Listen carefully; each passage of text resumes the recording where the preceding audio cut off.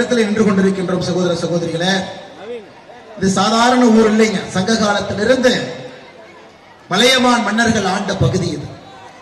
கிட்டத்தட்ட 2500 ஆண்டுகளுக்கு மேலே இங்கு ஒரு சரித்திர புகழ் இருக்கிறது. தொடர்ச்சியாக மக்கள் இந்த பகுதியிலே வாழ்ந்து கொண்டிருக்கிறார்கள். கடையேழு வள்ளலே மிக முக்கிய வள்ளலாக இருக்கக்கூடிய திருமுடிக்காரி வள்ளல் அவர்களுடைய சொந்த ஊரும் கூட இப்ப இருக்கக்கூடிய திருக்கோவிலூருடைய பகுதி. சைவ கோயிலாக இருந்தாலும் சரி, வைணவ கோவிலாக இருந்தாலும் சரி, போட்டி போட்டுக்கொண்டு நம்முடைய இந்து மதத்தை, சனாதன தர்மத்தை வளர்த்தெடுப்பதிலே திருக்கோவிலூருக்கு ஒரு தனிச்சிறப்பு எப்பொழுதும் கூட இருந்து கொண்டிருக்கிறது சகோதர சகோதரி.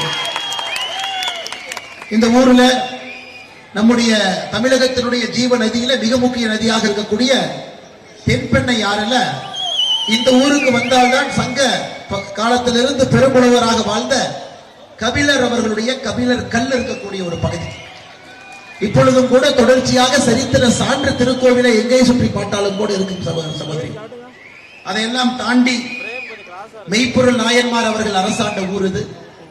இன்னும் நீங்க குத்து பார்த்தீங்கன்னா தென்கிழக்கு ஆசியாவையே ஆண்ட ராஜராஜ சோழன் அவருடைய தாயார் வானமன் மகாதேவியார் அவர்கள் பிறந்த ஊர். எத்தனை சிறப்பு பாருங்க இந்த ஊருக்கு. 108 வைணவ திவ்ய தேசங்கள்ல மிக முக்கியமான ஒரு கோவில். வரும்பொழுது அண்ணாந்து பார்த்தங்க ஐயா, 192 அடி ராஜகோபுரம். எங்கேயுமே இவ்வளவு பெரிய ராஜகோபுரத்தை தமிழகத்துல எங்கேயும் பார்க்க முடியாது. இந்த ஊருக்கு தனிச்சிறப்பு. உலகளந்த பெருமாளுடைய ராஜகோபுரம் 192 அடி இருக்கக்கூடிய ஒரு மிகச் சிறப்பான கோவில் இருக்கக்கூடிய பகுதிங்க. சைவத்திலே மிக முக்கியமான சுந்தரமூர்த்தி நாயனார் அவர்கள், சிவபெருமான் அவர்கள் மறுபடியும் சைவ சமயத்திற்கு அழைத்து வந்த கோயிலும் இங்கதாங்க ஐயா இருக்கு. கிருபாபுரீஸ்வரர் அந்த கோயிலும் இங்க இருக்கு. இவ்வளவு சரித்திர புகழ். எல்லா ஊருக்கும் போயிருக்கிறோம் ஐயா, அந்த ஊருடைய சரித்திர புகழை பேசி இருக்கின்றோம். ஆனா இந்த அளவுக்கு ஒரு சரித்திரம் இருந்தக்கூடிய ஊரை பார்த்தது இல்லைங்க ஐயா. கோவிலாக இருக்கட்டும், இதிகாசமாக இருக்கட்டும், மன்னராக இருக்கட்டும், கடையேழு வள்ளலாக இருக்கட்டும், கொடுத்த சிவந்த கைக்கு சொந்தக்காரர்கள் திருக்கோவிலூர் பக்கத்தில் இருக்கக்கூடிய நம்முடைய அன்பு சொந்தங்கள். அப்படிப்பட்ட ஒரு சரித்திர மண்ணிலே 165வது தொகுதியாக நின்று கொண்டிருக்கின்றோம் சகோதர சகோதரிகளே. என்னைக்கும் மறக்க மாட்டாங்க ஐயா. ஆரம்ப பகுதி 5 முனை சந்திப்பு. அந்த பகுதியிலிருந்து நம்முடைய யாத்திரை ஆரம்பிக்கும் பொழுது குறைந்தபட்சம் 15,000 பேர் ஆரம்ப பகுதியில நம்மை கிட்டத்தட்ட அங்கிருந்து வருவதற்கே ஒரு 15 நிமிஷம் ஆச்சு. அனைவரும் கை கொடுக்கணும், கை தொட்டு பார்க்கணும், மகிழ்ச்சியை தெரிவிக்கணும். அங்க இருக்கக்கூடிய 15,000 சொந்தங்களும் அதை எதிர்பார்த்தார் ஐயா. 164 தொகுதிகளாக நம்முடைய சொந்தங்களுக்கு கை குலுக்கி அவர்களுடைய அன்பை பரிமாறி வாழ்த்துக்களை பெற்று வந்து கொண்டிருக்கின்றோம். ஆனால் திருக்கோவிலூருடைய சகோதர சகோதரனுடைய கையை தொட்டு பார்த்து குலுக்கும் பொழுது எனக்கு தோன்றியது என்னன்னாங்க ஐயா, ஒரு இடத்துல வீரம் தோன்றும். தென் தமிழகத்துல சகோதர சகோதரனுடைய கையை தொட்டு பார்க்கும் பொழுது வீரம் தோன்றும். சில இடத்துல ஈரம் தோன்றும், சில இடத்துல அன்பு தோன்றும். சில ஊர்ல மக்களுடைய கையை குலுக்கி பார்க்கும் பொழுது மக்களுடைய எதிர்பார்ப்பு தோன்றும். ஆனா திருக்கோவிலூர் மக்களுடைய கையை இன்று குலுக்கி பார்க்கும் பொழுது என்னுடைய இதயத்திலே முதலாக தோன்றியது ஏக்கம் என்கின்ற வார்த்தை. இந்த ஊர்ல தாங்க இத்தனை ஆண்டு காலமாக திருக்கோவிலே வாழ்ந்து கொண்டிருக்கிறேன். ஆனா இவ்வளவு சரித்திர புகழ் இருக்கக்கூடிய ஊர்ல நல்ல ஒரு அரசியல்வாதிகளோ ஆட்சியாளர்களோ உங்களுக்கு அமையவில்லை என்கின்ற ஏக்கம் திருக்கோவிலூர் மக்களுடைய கையை தொட்டு பார்க்கும் பொழுது எனக்கு தோணுச்சு. ஒரு பாட்டி சொன்னாங்க ஐயா, 40 ஆண்டு காலமாக ஏழையாக இருக்கின்றேன். 40 ஆண்டு காலமாக சொந்த வீடு இல்லைங்க ஐயா. ஐயா நீங்க யாத்திரை வந்திருக்கிறீங்க, ஒரு மண் எழுதிட்டு வந்திருக்கிறேன், ஒரு வீடு பார்த்து கொடுங்க ஐயா. ஐயா உங்களுடைய அமைச்சர் ஒரு முக்கியமான அமைச்சர். இதற்கு முன்பு யார் அமைச்சராக இருந்தாங்களோ ஊழல் வழக்கில் தண்டனை பெறுவதற்கு முன்பு காலமாக அமைச்சராக இருக்கக்கூடிய ஒரு தொகுதி திமுகவிலே மிக முக்கியமான ஒரு புள்ளி. தமிழகத்துல எல்லா இடத்துக்கு போனீங்கன்னா ஐயா இந்த மாதிரி ஒரு பெரிய குரூப் இருக்குது. அப்பா அமைச்சரா இருப்பாங்க, எம்எல்ஏவா இருப்பாங்க, பையன் எம்பியா இருப்பாங்க. ஒரே குடும்பம் அந்த ஊரையே பார்த்தீங்கன்னா குறுநில மன்னரை போல் ஆட்சி நடத்தி கொண்டிருப்பார்கள். இதை சொல்லுவாங்க, நார்த் இந்தியா பக்கம் போயிட்டீங்கன்னா கப்ஜான்னு ஒரு வார்த்தையை பயன்படுத்துவாங்க. அப்படியே இரும்பு புடி போல அந்த ஊரை பிடித்து வைத்திருப்பார். அந்த ஊருக்கு வளர்ச்சியே வராதுங்க ஐயா. ஏன்னா இந்த அரசியல்வாதிகளுக்கு தெரியும், வளர்ச்சி வந்துவிட்டால் மக்கள் அவர்களுடைய பேச்சை கேட்க மாட்டார்கள் என்று அரசியல்வாதிகளுக்கு தெரியும். அதனால வளர்ச்சியே கொடுக்காம கை கட்டி நிப்பாட்ட வேண்டும் என்று தமிழக அரசியல்ல 70 ஆண்டு காலமாக ஒரு எழுதப்படாத விதி இந்த ஊரில் இருக்குதுங்க ஐயா. எழுதப்படாத விதி. ஏழை மக்கள் ஏழையா இருந்தா தாங்க நாம் அரசியல் பண்ண முடியும். இத்தனை ஆண்ட கட்சிகள் சரி, ஆளுகின்ற கட்சிகள் சரி, ஏழை மக்கள் ஏழையா இருந்தா தான் நாம் ஆட்சி பண்ண முடியும். மக்கள் குடிசையில் இருந்தா தாங்க எலெக்ஷனுக்கு நம்ம போகும்போது மதிப்பாங்க. அதனால மக்கள் குடிசையில் இருந்தா தான் நாம அரசியல் பண்ண முடியும். இதெல்லாம் தமிழகத்தினுடைய ஆட்சியாளருடைய மனசில் இருக்கிறதுங்க ஐயா. அவ்வளவு எளிதாக வளர்ச்சி எட்டி பாத்துறாதுங்க ஐயா. அவ்வளவு எளிதாக தமிழகத்திலே 70 ஆண்டு காலமாக பார்த்து கொண்டிருக்கின்றோம். மாத்தி மாத்தி ஏக்கத்தோடு ஓட்டை மாத்தி மாத்தி போட்டு பார்க்கிறோம். 5 வருடத்திற்கு 4 ஓட்டுகள் போடுறோம். பாராளுமன்றத்திற்கு ஒரு ஓட்டு, சட்டப்பேரவைக்கு ஒரு ஓட்டு, உள்ளாட்சி தேர்தலில் கிராமப்புறத்துக்கு ஒரு ஓட்டு, நகர்ப்புற உள்ளாட்சி தேர்தலுக்கு ஒரு ஓட்டு, 4 ஓட்டு போடும். இங்க பெரியவர்கள் தாய்மார்கள் யாரெல்லாம் 30 வருஷமா அரசியல் பார்த்துக்கிட்டு இருக்கிறீங்களோ, 5 ஆண்டுகளுக்கு 4 ஓட்டு போட்டிருந்தீங்கன்னா நீங்க இன்னைக்கு 30 ஆண்டுகள்ல 24 ஓட்டுகள் போட்டிருப்பீங்க. ஓட்டு போட்டு போட்டு கைரேகை தேஞ்சதாங்க ஏமாச்சு. மாத்தி மாத்தி போட்டு பார்த்தாச்சு. இவங்க 5 வருஷத்துக்கு மேல இருந்தா இவன் கொள்ளையடிப்பான், இவன் 5 வருஷம் விடு, இவனை 10 வருஷம் விட்டா இவன் ரொம்ப கொள்ளையடிப்பான், இவனுக்கு ஒரு 5 வருஷம் கொடு. ஆனா 2 பேருத்தினுடைய ஆட்சி இன்னைக்கு எப்படி இருக்குனாங்க ஐயா, ஒரு சைக்கிளுக்கு ஸ்டாண்ட போட்டுட்டு சைக்கிள் ஓட்டுற மாதிரி இருக்கு. வீல் மட்டும் சுத்துது, சைக்கிள் முன்னாடி போகும். தமிழகத்தினுடைய பட்டி தொட்டி எல்லாம் பார்த்து கொண்டு வருகிறோம் ஐயா. ராமநாதபுரத்திலிருந்து ஆரம்பித்து ஒரு தொகுதியாக ராமநாதபுரம், திருநெல்வேலி, தென்காசி, தூத்துக்குடி, அங்கிருந்து ஆரம்பிச்சு அப்படியே தஞ்சாவூர்ல இருந்து அப்படியே உள்ள போயிட்டீங்கன்னா கொங்கு பகுதி முழுவதுமே, மதுரை பக்கம் போயிட்டு சிவகங்கை போயிட்டுங்க ஐயா. அப்புறம் கிருஷ்ணகிரி, தருமபுரி அந்த பக்கம் எல்லாம் பார்த்துட்டு இன்னைக்கு விழுப்புரம் பகுதியில் இருக்கோம். நாளை மறுநாள் இருந்து கள்ளக்குறிச்சி பக்கம் போறோம் ஐயா. எல்லா இடத்திலும் நமக்கு ஒரு விஷயம் தெளிவாக தெரிகிறது. திட்டமிட்டு தமிழகத்தில் ஏழை மக்கள் இருக்க வேண்டும் என்பதற்காக ஆட்சி நடந்து கொண்டிருக்கிறது. ஆனா 2014 உங்களுடைய அன்பை எல்லாம் பெற்று பெரிய இயக்கம் உங்களுக்கு இருந்தது. நம்முடைய நாட்டிலே ஊழலை ஒழிப்பதற்கு ஒரு மனிதன் பிறந்து வர வேண்டும். நேர்மையான ஆட்சி ஒருத்த கொடுக்கணுங்க ஐயா. அது சாமானிய ஒரு தாயார் வீட்டுல வயிற்றுல அந்த குழந்தை பிறந்திருக்க வேண்டும். பணக்கார குழந்தையா இருக்கக்கூடாது. ஒரு சாதாரண தாய் வீட்டுல பிறந்திருக்கும். ஒரு சாதாரண தாய் வீட்டிலே அந்த குழந்தை பிறந்திருந்தால் என்ன கஷ்டமெல்லாம் அந்த குழந்தைய பார்த்திருக்குமோ, அந்த குழந்தை அத்தனை கஷ்டத்தையும் பார்த்து வளர்ந்திருக்கும். அந்த குழந்தைக்கு பசியினுடைய வேதனை தெரிந்திருக்க வேண்டும். ஏழை தாயினுடைய கண்ணீருடைய வலியை உணர்ந்திருக்க வேண்டும். ஐயோன்னு ஒருத்தர் சொன்னாருங்கன்னா அவருடைய கண்ணிலிருந்து முதலில் கண்ணீர் வர வேண்டும். அது ஏழை தாயினுடைய மகனாக இருந்தால் மட்டும்தாங்க நடக்கும். பணக்கார குடும்பத்தில் பிறந்த குழந்தைக்கு இது வராது. உங்களுடைய ஏக்கம், உங்களுடைய வேண்டுதல் 2014 நரேந்திர மோடி என்கின்ற மாமனிதனை இந்தியாவுடைய பிரதமராக வந்து அமர வைத்தோம். அதுவரைக்கும் இந்த நாடு கூனி குறுகி நின்று இருந்துச்சுங்கய்யா. கூனி குறுகி நின்று கொண்டிருந்தோம். காங்கிரஸ் ஆட்சியிலே 10 ஆண்டு காலத்துல இவர்கள் செய்த ஊழல் மட்டுமே 12 லட்சம் கோடி. ஐயா 12 லட்சம் கோடிங்க சாதாரணமா நினைச்சீங்க. தமிழ்நாட்டினுடைய பட்ஜெட் ஒரு வருஷத்துக்கு என்ன போடுறோமோ 4 மடங்கு. பட்ஜெட் 3 லட்சம் கோடிக்கு நம்ம பட்ஜெட் போடுறோம் ஐயா. 12 லட்சம் கோடி ரூபாய் ஊழல் செய்தார். அதிலே 40% திராவிட முன்னேற்ற கழகம் செய்தது. மொத்த அமைச்சர்கள்ல 12 பேர் இந்த ஊர்ல இருந்து இருந்தாங்க ஐயா. 12 பேர் அமைச்சர்கள் தமிழகத்தில் இருந்து இருந்தாங்க. கூட்டணி கட்சி காங்கிரஸ், திமுக 12 பேர் அமைச்சர்களாக இருந்தாங்க. மொத்த அமைச்சரவையில மன்மோகன் சிங் அவங்ககிட்ட 12 பேர். யாராவது வீட்டுல வந்து கழிப்பறை இருக்கான்னு ஒரு வார்த்தை கேட்டிருக்காங்களாங்க ஐயா? ஏழை தாய் ஒரு குடிசை வீட்டில் இருக்கிறாங்க, உங்களுக்கு கான்கிரீட் வீடு கட்டி கொடுக்கணுமான்னு ஒரு வார்த்தை கேட்டிருக்கலாங்க ஐயா? இல்ல ஆத்திர அவசரத்துக்கு மருத்துவமனைக்கு போனா எங்கிருந்து செலவு பண்ணுவீங்க, உங்களுக்கு இன்சூரன்ஸ் அட்டை இருக்கான்னு கேட்டிருக்காங்களா? இல்ல நீங்க விவசாயியா இருக்கிறீங்க, உங்களுக்கு கௌரவ நிதி யாராச்சும் கொடுக்குறாங்களான்னு கேட்டிருக்காங்க ஐயா? இல்ல விவசாயியா இருக்கிறீங்க, உங்களுக்கு அரசனுடைய திட்டங்கள் சரியா வந்து சேருதான்னு கேட்டிருக்காங்களாங்க ஐயா? இல்ல நீங்க ஒரு மகளிரா இருக்கிறீங்க, உங்களுக்கு பேர்ல ஒரு வங்கி கணக்கு இருக்கான்னு கேட்டிருக்காங்களா? இல்ல உங்களுக்கு இலவசமா அரிசியும் பருப்பும் நல்ல தரத்தோடு வருவதற்கான்னு கேட்டிருக்காங்களாங்க ஐயா? அதற்கு ஒரு நரேந்திர மோடி தேவைப்பட்டான். 2014 ஆட்சி கட்டளை அமர்ந்த பிறகு அந்த நரேந்திர மோடி சபதம் எடுத்தான், இந்தியாவிலே என்னுடைய ஆட்சியில கழிப்பறை இல்லாத ஒரு வீடு இருக்கக்கூடாது என்பதற்காக தூய்மை பாரதத்தை திட்டத்தை கொண்டு வந்து தமிழகத்தில் மட்டுமே 55 லட்சம் கழிப்பறைகளை மத்திய அரசு கட்டியிருக்குதுங்க ஐயா. இந்தியாவிலே 11 கோடி, 5 லட்சம் ரூபாய் மருத்துவ அட்டை. எல்லாம் நீங்க நல்ல பேர் வச்சிருக்கீங்க. எல்லாம் மோடி கார்டு, மோடி வீடு, மோடி பணம், மோடி இன்சூரன்ஸ். நீங்க திட்டத்தை எல்லாம் மாத்தி எல்லாம் மோடி பேரை கொடுத்துட்டீங்க. மோடி ஐயா பேர் யார் கொடுக்குறாங்களோ அவங்க பேரை நீங்களே வச்சுட்டீங்க. ஆனா மோடி ஐயா தன்னுடைய பேரை எந்த திட்டத்திற்கும் வைப்பதற்கு விரும்ப மாட்டாருங்க ஐயா. இவங்க மாதிரி பேனா கலைஞர் பேர்ல, நூலகம் கலைஞர் பேர்ல, ஒரு நினைவுச்சின்னம் கட்டினா கலைஞர் பேர்ல, ஏதாச்சும் ஒரு கம்பத்துக்கு பேர் வச்சா கலைஞர் பேர்ல, இல்லாட்டி பேராசிரியர் அன்பழகன் அவங்க பேர்ல. மோடி ஐயாவை பொறுத்தவரை பிரதம மந்திரி என்கின்ற பெயர் மட்டும்தான் வைப்போரோ தவிர மோடி என்கின்ற பெயரை எந்த திட்டத்திற்கும் வைத்தது கிடையாது. ஆனால் நீங்கள் அன்பால் அதை சூட்டிவிட்டீர்கள். 6000 ரூபாய் விவசாய பெருமக்களுக்கு வங்கி கணக்குக்கு விவசாய கௌரவ நிதியா வருதா? அது மோடி பணம்.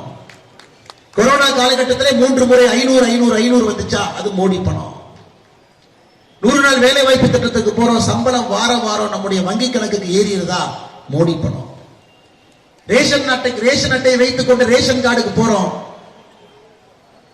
1 கிலோ அரிசி வாங்கிட்டு வர்றோம். உங்களுக்கு தெரியுங்க ஐயா, 1 கிலோ அரிசி 34 ரூபா, அதுல 32 ரூபா மோடி பணம், 2 ரூபா மாநில அரசுடைய பணம்.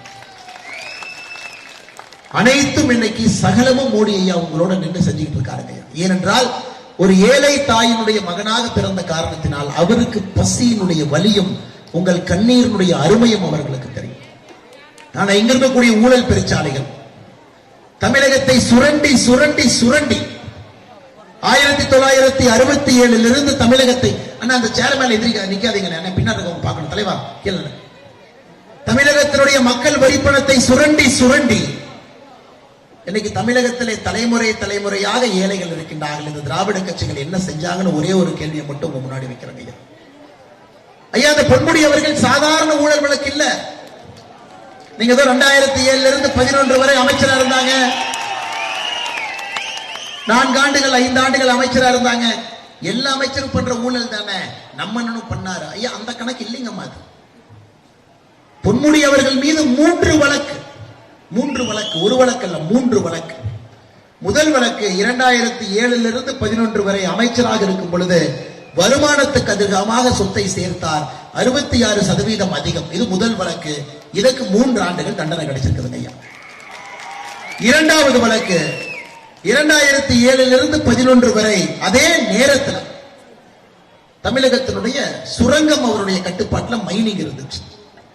5 சுரங்கத்திற்கு அவரே அனுமதி கொடுத்த பையன் இவரெல்லாம் மாட்டிருக்கிறாங்க, பினாமிகளுக்கு கொடுத்து அதிலே கொள்ளையடித்தார் என்பது 2வது வழக்கு நடந்து கொண்டிருக்கிறது.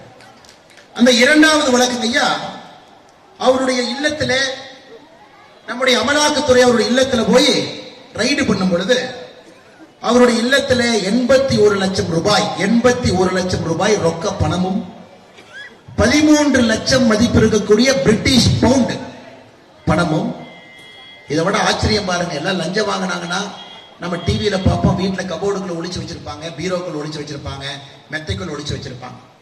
ஆனா பொன்முடி அவர்கள் வாங்கிய லஞ்ச பணத்தை 41 கோடி ரூபாயை வைப்பு நிதியாக வங்கியிலே வைத்திருக்கின்றார்கள். வைப்பு நிதியாக 41 கோடி ரூபாய் ஐயா. அது 2வது கேஸ். அதன் பிறகு துபாயில் ஐயா ஒரு கம்பெனி வாங்குறார் 2019 41 லட்சம் ரூபாய்க்கு. அந்த நிறுவனத்தை 2022 119 கோடி ரூபாய்க்கு விற்கிறார். அதனால் நீங்க மன்னிக்கவே கூடாது. திருக்கோவிலூர் இருக்கக்கூடிய சகோதரிகள் நீங்கள் மன்னிப்பை கொடுக்க கூடாதுங்க. நீங்க பாவ முடியுமே பார்க்க கூடாது. இதற்கு பரிசு என்னன்னா, நீங்க கஷ்டப்பட்டு பொழைச்சு போறாங்க, போனா போதுன்னு ஓட்டு போட்டீங்கன்னா உங்களுக்கு பரிசு என்ன கிடைக்கும் தெரியுங்களா? ஓசி தானே. இது நம்ம ஓட்டும் போட்டு விட்டு நமக்கு கிடைக்கக்கூடிய பரிசு ஓசி தானே, நம்ம கிடைக்கக்கூடிய பரிசு. பட்டியல் சகோதர சகோதரிகள் யாராவது மேடையின் மீது அமர்ந்திருந்தா மைக்கில் பேசிக்கிட்டே, நீ எஸ்சி தானே, நீ எஸ்சி தானே, ஜாதி பெயரை சொல்லி ஒருவரை அவமானப்படுத்துவது அரசு மேடையில 2வது பரிசு. நீங்க யாராச்சும் அவரை பிடிச்ச, அண்ணே திட்டமே வரலன்னு ஏனே அப்படி பண்றீங்க, நல்ல வேலை செய்ய நீங்க தைரியமா கேட்டா அப்படியே வாக்களிச்சு கிழிச்சிட்டீங்க அப்படின்பா. இது 3வது பரிசு. ஆளுநர் ஐயாவை பார்த்து போயா அப்படிம்பாரு. இன்னைக்கு இவர் எங்க இருக்காரு பாருங்க, இவருடைய நிலைமை. சட்டமன்றத்தில் ஆளுநரை பார்த்து ஏய் போயா அப்படிம்பாரு. எதிர்கட்சி யாராச்சும் என்னை மாதிரி ஆட்கள் பேசினா ஏய் நீ சும்மா உட்காரு அப்படிம்பாரு. ஐயா, அடிப்படையிலே தரம் இல்லை, அடிப்படையிலே பண்பு இல்லை, அடிப்படையிலே பாசம் இல்லை, அடிப்படையிலே கருணை இல்லை, அடிப்படையிலே அன்பு இல்லை, அடிப்படையிலே ஏக்கம் இல்லை, அடிப்படையிலே உங்களுடைய கண்ணீருக்கு கொடுக்க வேண்டிய வழி கொடுக்க தெரியவில்லை. ஒரு ஏழை தாய்க்கு எப்படி சேவை செய்ய வேண்டும் என்பது புரியவில்லை. அதனால ஆண்டவன் பார்த்து தர்மத்தினுடைய தண்டனை கொடுத்திருக்கின்றான். எப்படி நாங்க இன்னைக்கு மாநில அரசு கட்டுப்பாட்டில் ஸ்பீக்கர், சட்டப்பேரவையினுடைய தலைவராக இருக்கக்கூடிய அந்த ஸ்பீக்கர் ஐயா இவர் தகுதி நீக்கம் பண்ணிருக்கணும். ஒரு உயர் நீதிமன்றம், உச்ச நீதிமன்றம் ஒரு வழக்கில் தீர்ப்பு கொடுத்த பிறகு சட்டமன்றத்தினுடைய தலைமையாக இருக்கக்கூடிய ஸ்பீக்கர் ஐயா இவரை தகுதி நீக்கம் செய்து திருக்கோவிலூருக்கு எம்எல்ஏ இல்ல, உடனடியாக தேர்தல் வர வேண்டும் என்று ஸ்பீக்கர் சொன்ன. ஆனா சொல்ல மாட்டாங்க, ஏன்னா ஆட்சி அவங்களுக்கு. அதெல்லாம் இன்னைக்கு பாத்தீங்கன்னா கட்சியில் இருக்காரு ஆனா எம்எல்ஏவா இல்ல, அரசு விழாக்கு போறாரு ஆனா எம்எல்ஏவா இல்ல, கை கட்டி நிக்கிறாரு ஆனா மந்திரியா இல்ல. இப்ப ஏன் அவர் கைது ஆகல? வரும்போது ஒரு பாட்டி கேட்டாங்க, ஏன் தம்பி அவர் ஏன் பிடிச்சி போடல? நான் சொன்னேன், பாட்டி எனக்கு அதுக்கு சம்பந்தம் இல்லை. நான் திமுக அவனுடைய நிறைய பேர் என்னை சம்பந்தப்படுத்தி பேசுறாங்க, அந்த மாதிரி ஆளு. என்னுடைய வேலை ஊழல்வாதிகளை தோல் உரித்து உங்கள் முன்னால் நிறுத்துவதுதான் என்னுடைய வேலை. பாட்டு அதற்கென்று இயக்கங்கள் இருக்கிறது, அதற்கென்று நீதிமன்றங்கள் இருக்கிறது, அவங்க தண்டனை கொடுப்பாங்க. ஆனா பொன்முடி அவர்கள் ஏன் சிறைக்கு போகலினா, உச்ச நீதிமன்றத்தில் போய் சொன்னாங்க, ஐயா எனக்கு ரொம்ப உடம்பு சரியில்லை, வயசாகி போச்சு. உயர் நீதிமன்றம் 30 நாள் தான் டைம் கொடுத்திருக்கிறாங்க, அதனால என்னை உடனடியா சிறைக்கு அனுப்பிடாதே. அதனால் உச்ச நீதிமன்றம் என்ன சொல்லுச்சுன்னா, இவருடைய வயதின் அடிப்படையில நேரம் குறைவாக இருக்கிற காரணத்துல இவர் இன்னைக்கு சிறைக்கு நாங்க அனுப்பல, அவ்வளவுதான், நிரபராதின்னு சொல்லி. இவர் போய் கேட்டிருக்காரு உடம்பு சரியில்லைன்னு. உச்ச நீதிமன்றம் காலத்தை இன்னும் கொஞ்சம் அதிகப்படுத்தி இருக்கிறாங்க. ஆனா உடம்பு சரியில்லைன்னு உச்ச நீதிமன்றத்துல சொன்னவர், இளைஞரணியினுடைய மாநாடு நடந்துச்சு சேலத்துல. மாநாட்டுக்கு பேரணியா எல்லாம் வர்றாங்க. முதல் ஆளா நம்ம அண்ணன் கிடைக்கிறார். என்ன கோஷம் போட்டாலும் எழுதி இருக்கும் பாருங்க, வாழ்க வாழ்க வாழ்கவே உதயநிதி வாழ்கவே அண்ணன் முதல்ல. உச்ச நீதிமன்றத்துக்கு முன்னாடி சென்று என்னால முடியலண்ணே, கொஞ்சம் பார்த்து இன்னைக்கு ஒரு கொஞ்ச நாளைக்கு அனுப்பாம பாருங்க, நான் பேசாம வீட்டுல இருந்துக்கிறேன்னு டைம் அதிகப்படுத்தி எக்ஸ்டென்ஷன் வாங்கிட்டு வந்தவர் சேலம் இளைஞரணி மாநாட்டில் முதல் ஆளாக அந்த பேரணியில வாழ்க வாழ்க வாழ்கவே உதயநிதி வாழ்கவேன்னு பாடிட்டு இருக்கார். எப்படி பாருங்க, எப்படி மனிதர்கள் ஏமாற்றிக் கொண்டிருக்கின்றார்கள், எப்படி சுத்தி கொண்டிருக்கின்றார்கள், நீங்க பாருங்க. அதனால் முறைகேடினுடைய முகவரின்னு ஒண்ணு இருக்குன்னா அந்த முகவரியினுடைய பெயர் பொன்முடிங்க ஐயா. இப்படிப்பட்ட சரித்திரம் மிகுந்த மண்ணுல முதல்ல எத்தனையோ மனிதனுடைய பெயரை எல்லாம் படித்தேன். அப்படிப்பட்ட ஆளுமைகள் பிறந்திருக்கக்கூடிய மண்ணுல இது போன்ற ஒரு ஊழல்வாதியும் இங்கே இருக்கின்றார்கள் ஐயா.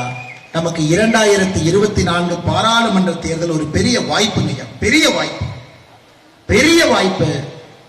இதை முறியடித்து நீங்க பாருங்க, மேடையில் இருக்கக்கூடிய தலைவர்கள் 4 கால் இருக்கக்கூடிய நாற்காலியில் உட்கார்ந்துருக்காங்க. முதலமைச்சர் சேர்னாவே 4 காலுங்கம்மா.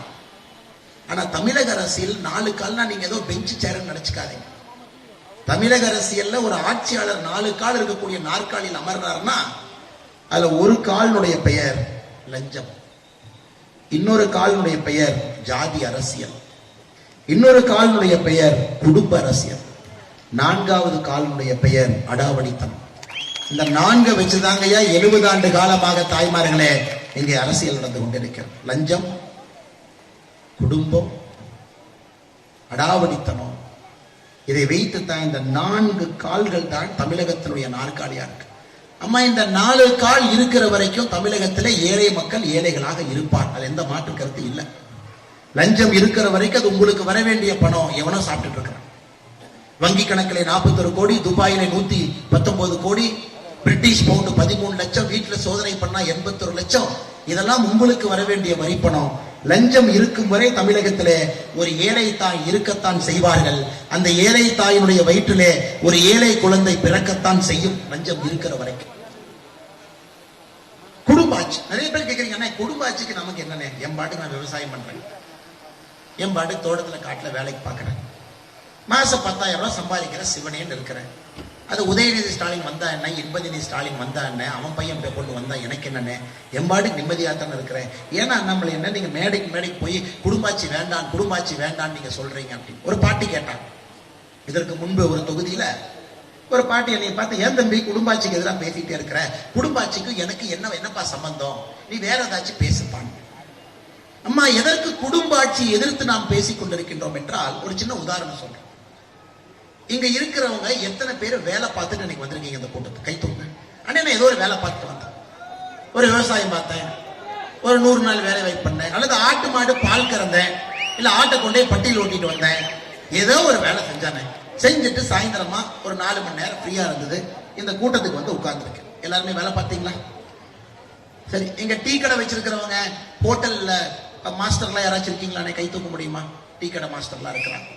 ஆட்டோ ஓட்டுற நல்லா இருக்கீங்களா? ஆட்டோ டிரைவர் நல்லா இருக்கீங்களா? எல்லாம் இத்தனை பேர் இருக்கீங்க ஆட்டோ டிரைவர். ஒரு கடையில மாச சம்பளத்துக்கு வேலை பார்க்கறவங்க யாராச்சும் இருக்கீங்களா? அண்ணே, நான் ஒரு கடையில மாச சம்பளத்துக்கு வேலை பார்க்கறேன், மாச கடைசியில் எனக்கு சம்பளம் கொடுப்பாங்க. அதுல சொந்தமா தொழில் வச்சிருக்கவங்க யாராச்சும் இருக்கீங்களா? ஒரு லேத்து பண்ற சின்ன தொழில் நான் வச்சிருக்கிறேன், சொந்தமா தொழில் பண்றவங்க இங்க இருக்கிற அண்ணன். அண்ணே, நான் லோடு மேன் மூட்டை தூக்குறேன், நீ என்னை சொல்லாம எல்லாருக்கும் பேர் சொல்ற பாத்தியா? அண்ணே வாங்க, இங்க வாங்க, இங்க வாங்க, மேடைக்கு வாங்க, தலைவா மேடைக்கு வாங்க.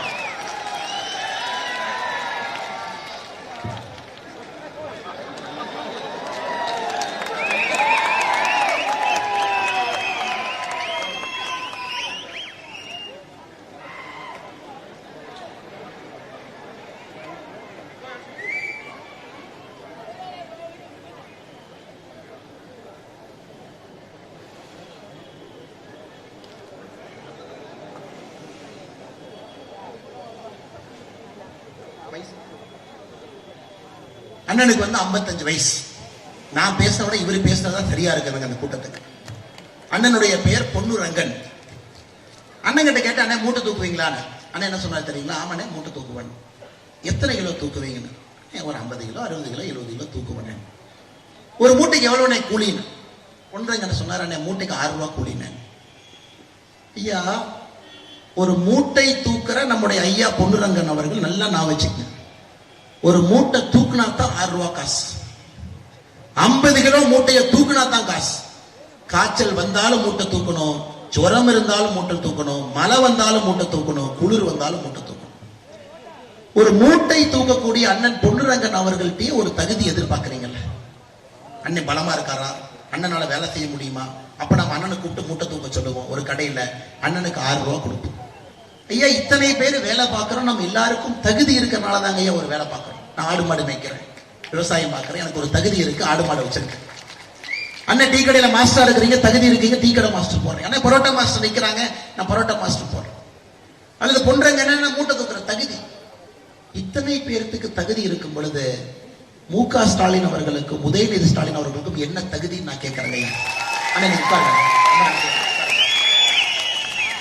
என்ன தகுதி நான் கேட்கிறேன். குடும்ப அரசியலுக்கு எதிராக நாங்கள் இருப்பதற்கான காரணம், நாம் எல்லோருமே தகுதியோடு ஒரு வேலை செய்கின்றோம். தகுதியோடு செஞ்சா தாங்க காசு. நான் போய் பொன்னுரங்கனை வந்து நான் மூட்டை தூக்க மாட்டேன், எங்க அப்பா பேரு கலைஞர் கருணாநிதி, எனக்கு மூட்டைக்கு 6 ரூபா கொடுப்பாக்கலாம் சொன்ன கொடுப்பீங்களா? கொடுப்பீங்களா கொடுக்க மாட்டீங்களா? இல்ல பொன்னுரங்கன் போய், இல்லப்பா நான் மூட்டை தூக்க மாட்டேன்ப்பா, நான் வந்து கோபாலபுரத்துல பிறந்திருக்கேன், நான் மூட்டையை பார்த்தாவே நீ 6 ரூபா கொடுக்கணும்னா கொடுப்பீங்களா? இல்ல டீ கடை மாஸ்டர் வர்றாரு, நான் மூட்டையெல்லாம் தூக்க மாட்டேன், நான் வந்து பொன்முடி அண்ணன் பையன், நான் வந்து டீயை மட்டும் பார்ப்பேன், நீ 12 ரூபா கொடுத்துட்டு போனா கொடுப்பீங்களா? தெரியாம கேட்கிறேன், கொடுப்பீங்களா? கொடுக்க மாட்டேன். எந்த சகோதரி கொடுக்க மாட்டேன். ஆனா கலைஞர் ஐயா அவருடைய பையன் என்கின்ற ஒரே காரணத்துக்காக நான் எதுக்கு நம்ம ஓட்டு போடணும்? அல்லது ஸ்டாலின் ஐயா அவருடைய பையன் உதயநிதி என்கின்ற ஒரே காரணத்துக்காக எதுக்கு ஓட்டு போடணுங்க? அல்லது உதயநிதி ஸ்டாலினுடைய பையன் இன்பநிதி என்கின்ற காரணத்துக்காக எதுக்கு ஓட்டு போடணும்? குடும்ப ஆட்சி தகுதி இல்லாதவர்கள் வரும் பொழுது ஏழை மக்களுடைய கண்ணீருக்கு விலை எங்க இல்லைங்க. தெரியாது, நீ என்ன கஷ்டப்படுறீங்கன்னே தெரியாது. ஏசியிலே பிறந்து ஏசியிலே வளர்ந்து ஏசி கார்ல போய் சினிமால நடிச்சு சினிமா படத்தை தயாரித்து கோடி கோடியாக பணம் புரளக்கூடிய குடும்பத்தில் இருந்து அரசியலுக்கு பார்ட் டைமா வர்றாங்க, பாஸ் டைமா வர்றாங்க. அவங்களுக்கு திருக்கோவிலூர்ல இங்க இருக்கக்கூடிய கிராமத்துல 100 நாள் வேலை வாய்ப்பு திட்டத்துல உங்க கூலி 240 வருதா 283 வருதான்னு எப்படிங்க அம்மா தெரியும்? இல்ல பொன்னுரங்கன் மூட்டை மூட்டை தூக்கிட்டே இருந்தா ஒரு பென்ஷன் வருதா வராதான்னு யாருக்கு அம்மா தெரியும்? அதனால்தான் எங்கே எல்லாம் குடும்ப ஆட்சி வந்திருக்கிறதோ அந்த சமுதாயம் உருப்படாம போயிருக்கு. தமிழகம் குடும்ப ஆட்சி 2வது கால், அந்த நாற்காலியினுடைய 2வது கால். லஞ்சத்தை பத்தி பேசியாச்சுங்கம்மா, உங்க பணத்தை எவனோ சாப்பிடுறான். 2வது குடும்ப ஆட்சியை பற்றி பேசிக் கொண்டிருக்கின்றோம். அரசியலே தெரியாதவன், எப்படி ஆள வேண்டும் என்று தெரியாதவன் அங்கே வந்து அமர்ந்திருக்கின்றான். அதையும் அப்புறப்படுத்த வேண்டும், நம்முடைய கடமை ஐயா. 3வது ஜாதி. ஐயா உங்களுக்கு தெரியுமா, இன்னைக்கு இந்தியாவில் பட்டியல் சகோதர சகோதரிகள் மீது நடக்கக்கூடிய வன்கொடுமை வழக்குகள் அதிகமாக இருக்கக்கூடிய மாநிலம் நம்முடைய தாய் திரு மாநிலம் நம்முடைய தமிழகம். இரட்டை டம்ளர் முறை இன்னும் இருக்குன்னா இந்தியால அது தமிழகத்துல தாங்க. ஒரு பஞ்சாயத்து தலைவர் எஸ்சி சமுதாயத்திலிருந்து வந்து பஞ்சாயத்து தலைவரா இருந்தா கொடியேற்றது கூட இங்க அனுமதி நிறைய இடத்துல இல்லைங்க. ஜாதியை ஒழிக்கின்றோம் என்று திராவிட கட்சிகள் வந்து ஜாதியை இன்னும் அதிகப்படுத்தி இருக்கின்றார்கள். ஜாதியை வேரூன்ற வைத்திருக்கின்றார்கள். சீட்டு கொடுக்கணுமா? பெரும்பான்மை சமுதாயம் யார் ஒரு சீட்டு கொடு, இரண்டாவது சமுதாயத்தில் யாரு சுயேட்சை வேட்பாளரா போடு, அவர் ஓட்ட சாப்பிட்டுருவார். அப்ப பெரும்பான்மை சமுதாயத்திலிருந்து வந்தவர் ஜெயிச்சிருவார். இதைத்தான் 70 ஆண்டு காலமாக ஜாதி ஜாதி ஜாதி என்று ஜாதி அரசியல் நடந்து கொண்டிருக்கிறது. 4வது அடாவடித்தனம். நீங்க யாராச்சும் ஒரு ஆளுங்கட்சிக்காரனை பார்த்து நிறுத்தி, ஏன்பா ரோட்ல குழியா இருக்குது, ஏன்பா ரோடு போடல, ஏன்பா நீ தண்ணி வரல, ஏன்பா தெருவிளக்கு போடலன்னு உங்களால கேட்க முடியுங்களாங்கம்மா? இந்த 4ஐயும் இந்த முறை 2024 தேர்தலில் நாம் உடைத்தெடுக்க வேண்டிய கட்டாயம் நமக்கு இருக்கிறது. சகோதர சகோதரிகளே, இந்த பாராளுமன்ற தேர்தலை நீங்கள் பயன்படுத்திக் கொள்ள வேண்டும் என்பது என்னை அன்பான வேண்டும். இந்த பாராளுமன்றத்தில் ஓட்டு யாருக்கு போடுறது? பாரத பிரதமர் நரேந்திர மோடி அவர்கள் ஒரு பக்கம் நிற்கிறார். ஏழை வீட்டிலே பிறந்தவர், ஏழையினுடைய கண்ணீரை உணர்ந்தவர், ஆட்சியில் இருக்கிறார். ஆட்சிக்கு வரும் பொழுதே பல சோதனைகளை சந்தித்து 63 வயசுல ஆட்சிக்கு வந்தவர். அவருக்கு தெரியும், டெல்லியிலே அமர்ந்து ஒரு கோப்புக்கு கையெழுத்து போடும் பொழுது திருக்கோவிலில் இதனால என்ன பிரச்சனை ஏற்படும் என்று தெரிந்த பிரதமர் ஒருவர். இப்ப பிரதமருக்கு நேர் எதிரே யாரெல்லாம் இருக்கிறாங்க? கலைஞர் ஐயாவுடைய பையன் ஸ்டாலின், ஃபரூக் அப்துல்லா அவருடைய பையன் உமர் அப்துல்லா, தாக்கரே அவருடைய பையன் உத்தவ் தாக்கரே, லல்லு பிரசாத் அவருடைய பையன் தேஜஸ்வி யாதவ், ராஜீவ் காந்தி அவருடைய பையன் ராகுல் காந்தி. இனிஷியலுக்காக இருக்கக்கூடிய அரசியல் தலைவர்கள் ஒரு பக்கம், உங்களுக்கு சேவை செய்ய வேண்டும் என்று நினைக்கக்கூடிய நரேந்திர மோடி அவர்கள் ஒரு பக்கம். அதனால தாங்க உங்கள் அனைவருக்கும் அன்பான வேண்டுகோள், இந்த எண்மண் எண் மக்கள் யாத்திரையில வைக்கின்றோம். இவ்வளவு பேர் திருக்கோயில் வந்திருக்கிறீங்கன்னா கோபத்தோடு வந்து அமர்ந்திருக்கின்றீர்கள். கோபத்தோடு, குணத்தோடு நீங்க வரல, கோபத்தோடு. அரசியல் மாற்றம் வேண்டும். ஊழல் இதுக்கு மேல பார்க்க முடியாதுங்க. நல்ல ஒரு அரசியல் நமக்கு வேண்டும். அதற்கு 2024 பாராளுமன்ற தேர்தல் நமக்கு ஒரு அற்புதமான வாய்ப்பு. சகோதர சகோதரிகளே, நீங்கள் யாராக இருந்தாலும், எந்த கட்சியாக இருந்தாலும், எங்கே இருந்தாலும், இந்த முறை நம்முடைய ஓட்டு மோடிக்கு நாம் ஓட்டு போடுறோம். இந்தியாவை மாற்றக்கூடிய முழு தகுதி படைத்தவர், இந்தியாவை மாற்றி காட்டிக் கொண்டிருப்பவர், உலக அரங்கிலே இந்தியாவிற்கு என்று தனி பெருமையை தேடி கொடுத்தவர். இந்த 9 ஆண்டுகள் ஒரு அற்புதமான வாய்ப்பு நமக்கு கிடைத்திருக்கிறது. தமிழகத்தில் 31 மாதமாக 2.5 வருஷமா திமுக ஆட்சியை பார்க்கிறேன். 9 ஆண்டுகளாக பாரதிய ஜனதா கட்சியினுடைய ஆட்சியை பார்க்கிறேன். ரெண்டையுமே தரத்தை வைத்து பார்க்கின்றேன், ஒரு தராசு தட்டிலே வைத்து பார்க்கின்றேன். எந்த ஆட்சி உங்களுக்கு வேலை செய்திருக்கிறது, எந்த ஆட்சி நேர்மையாக நாணயமாக உங்களுக்கு இருந்திருக்கிறது என்பது உங்களுக்கு 9 ஆண்டுல புரிஞ்சிருச்சு. அதனால அதிகமாக உங்களுடைய நேரத்தை எடுத்துக்கிறீங்க. 10:15 தமிழகத்துல ஒரு அரசியல் கூட்டத்துல 10:15 யாரும் உட்காரவே மாட்டாங்க. அதையெல்லாம் தாண்டி நீங்கள் அமர்ந்திருக்கின்றீங்கன்னா இந்த யாத்திரை உங்களுடைய யாத்திரை என்கின்ற நம்பிக்கையில் அமர்ந்திருக்கிறது. இதுதோ பாரதிய ஜனதா கட்சியினுடைய யாத்திரை, இதுதோ அண்ணாமலை அவர்கள் நடந்து வர்ற யாத்திரை இல்லைங்க. உங்களுடைய குழந்தைகளுக்கு நல்ல ஒரு தமிழக எதிர்காலத்தை உருவாக்குவதற்கான அரசியல், உங்க குழந்தைகள் வளர்ச்சி அடைந்த ஒரு நாட்டிலே வாழ வேண்டும் என்பதற்கான அரசியல், ஊழல் இல்லாத சமுதாயத்தை நம்முடைய கண் முன்னால் உருவாக்கி காட்ட வேண்டும் என்று நினைக்கக்கூடிய அரசியல், எல்லாவற்றையும் தாண்டி ஏழை என்கின்ற சாதி இந்தியாவிலே இருக்கக்கூடாது என்பதற்கான அரசியல், எல்லோரையும் முன்னேற்றம் நடுத்தர வாழ்வுக்கு கொண்டு வர வேண்டும், வீடு இல்லாதவர்களுக்கு வீடு, எல்பிஜி சிலிண்டர் அடுப்பிலிருந்து எல்லாம் கொடுக்க வேண்டும் என்பதற்காக மோடி ஐயா. அதனால் உங்களுடைய நேரத்தை அதிகமாக எடுத்துக்கொள்ளாம குடும்பாட்சியை பத்தி பேசியிருக்கிறோம் ஐயா, ஊழலை பத்தி பேசியிருக்கோம், தகுதி இல்லாதவர்கள் ஆள்லாம் என்ன ஆகும்னு பேசியிருக்கோம். அண்ணன் இங்க வந்தாங்க, அண்ணன் மிகச் சிறப்பாக சொன்னாங்க. ஒரு மூட்டை தூக்குற அண்ணன் நம்முடைய சகோதரர் அவர்கள் எவ்வளவு தகுதி அவங்க எதிர்பார்க்கிற, ஒரு மூட்டைக்கு 6 ரூபா வாங்குறதுக்கு எவ்வளவு கஷ்டப்படுறாங்கன்னு பார்த்தோம். எந்த கஷ்டம் இல்லாமல் நம்மை ஆள்பவர்கள் நமக்கு வேண்டாம், கஷ்டத்தை தெரிந்தவர்கள் நம்மை ஆளட்டும் என்று திருக்கோவிலூர்ல, இந்த புண்ணிய பூமியில, அற்புதமான பூமியில ஊழலுக்கு எதிரான ஒரு மாபெரும் போராட்டத்தை நீங்கள் முன்னெடுத்திருக்கின்றீர்கள். உங்கள் அனைவருக்கும் இந்த நேரத்தில் என்னுடைய நன்றி கலந்த வாழ்த்துக்களை, வணக்கங்களை தெரிவித்து, மேடையில் இருக்கக்கூடிய எல்லா தலைவர்களுக்கும் இந்த நேரத்தில் நன்றி சொல்ல வேண்டிய நேரம் இது. குறிப்பாக இந்த மாவட்டத்தினுடைய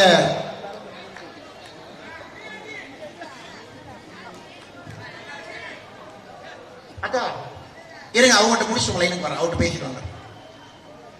பண்ண சொல்றாரு ஐயா, தமிழகத்தில் எப்பவாச்சும் அரிதா அப்பப்போ ஒரு மனிதன், நல்ல மனிதன் வருவார்கள், அரசியல் கட்சியில் இருப்பாங்க. நமக்கு அது போல அற்புதமான ஒரு முத்து நம்முடைய கேப்டன் விஜயகாந்த் அவர். இவர்களுக்கு எதிராக ஒரு தனி மனிதன் அரசியல் நடத்த முடியும், பொய்களுக்கு எதிராக அரசியலில் இருக்க முடியும் என்று காட்டியவர் நம்முடைய கேப்டன் விஜயகாந்த் அவர்.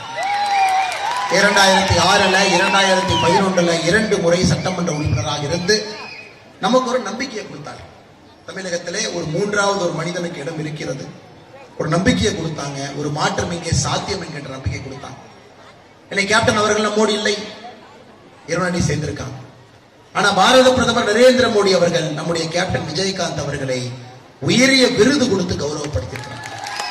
இந்தியாவுடைய உயரிய விருதாக இருக்கக்கூடிய பத்மபூஷன் விருது 2 நாட்களுக்கு முன்பு நம்முடைய கேப்டன் ஐயாவுக்கு மோடி ஐயா கொடுத்தாங்க. ஐயா, குணம் இருக்கிற இடத்துலதான் குணத்தை பத்தி தெரியும் ஐயா. மோடி ஐயாவுக்கு தெரியும் கேப்டன் ஐயாவுடைய அருமையை பற்றி. ஆனால் கேப்டன் அவர்கள் எங்கே இருந்தாலும் கூட அவருடைய ஆசீர்வாதம் தொடர்ந்து ஏழை மக்களுக்கு, பசியோடு இருக்கக்கூடிய மக்களுக்கு தொடர்ந்து எப்பொழுதும் இருக்கும்.